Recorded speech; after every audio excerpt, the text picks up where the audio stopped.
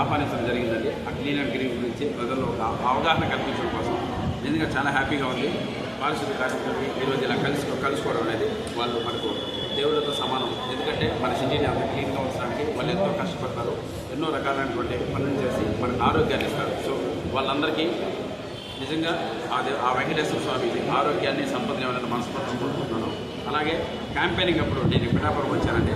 అప్పటికి ఇప్పటికీ గొప్ప డెవలప్మెంట్ పిఠాపురం నా కళ్ళారా చూస్తున్నాను. నిజంగా hats off to DCM sir Pawan Kalyan గారికి.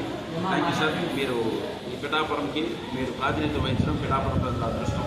సో అలాగే రాష్ట్రంలో ప్రతి ఒక్క ఊరు, ప్రతి ఒక్క గ్రామం, ప్రతి ఒక్క సిటీ అన్నీ ఇలా స్వచ్ఛ సర్వేక్షణలో భాగంగా పరిశుభ్రంగా ఉండాలని, ప్రజలందరూ ఆరోగ్యంగా ఉండాలని, దానికి ప్రజల్లో కూడా గొప్ప అవగాహన ఆ పారిశుద్ధ్య కార్మికుల ద్వారా జరిగి ఆ రకంగా ముందుకు నడిచామంటే తప్పకుండా భారతదేశం మొత్తం మనకి ఒక గొప్ప పరిశుభ్రమైనటువంటి దేశంగా మనకు నిలబడుతుంది. అందుకోసం ప్రతి ఒక్కరూ వాళ్ళ కర్తవ్యంగా భావించి ప్రతి ఒక్కరూ వాళ్ళ సహాయాన్ని ఆ పరిసరాన్ని శుభ్రంగా ఉంచుకోవడానికి చేయాలని మనస్ఫూర్తిగా కోరుకుంటూ మీ సభ్యుడి. Thank you.